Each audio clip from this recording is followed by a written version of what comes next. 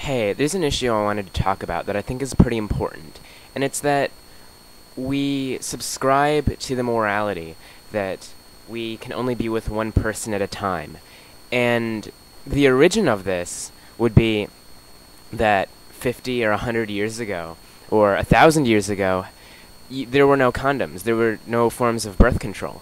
So if you got a girl pregnant, society would want you to be responsible and help raise the child. Now, because we have birth control pills and condoms, that no longer applies.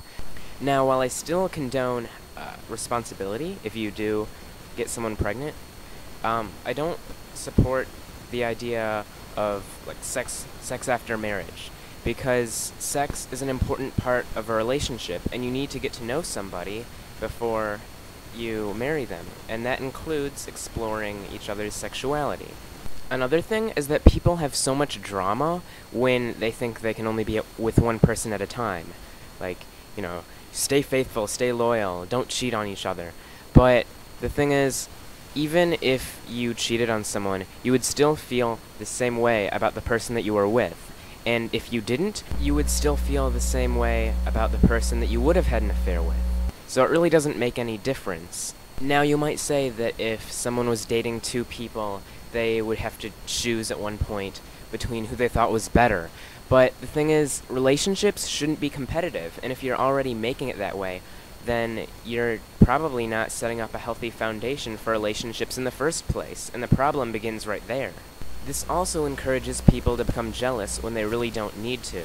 This adds another layer of stress onto our daily lives, and on top of that, there are people who have had their whole lives ruined because of an affair.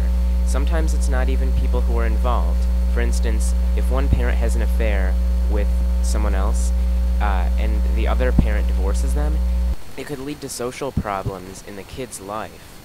Monogamy introduces a lot of stress and a lot of negativity in an individual's life, and honestly, I cannot recommend it as a healthy lifestyle.